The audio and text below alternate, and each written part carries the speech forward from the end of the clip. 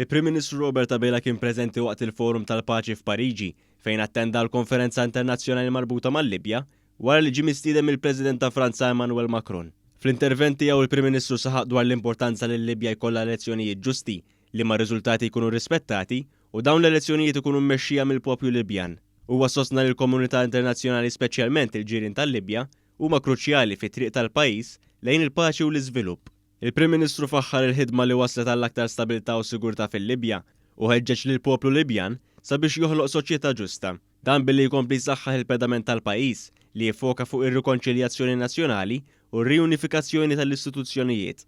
Huwa ringrazzja lill-President Franċiż Emmanuel Macron għall-inizjattiva li ħa u stqar li r-riżultati tal-konferenza għandhom jgħinu biex it-tranzazzjoni demokratika fil-Libja issir mill-aktar fis possibbli. Il-Prim Ministru ltaqa' wkoll mas-Segretarju Ġenerali tal-Organizzazzjoni għall Kooperazzjoni Ekonomika u l-Iżvilupp l-OECD, Mattias Cormann.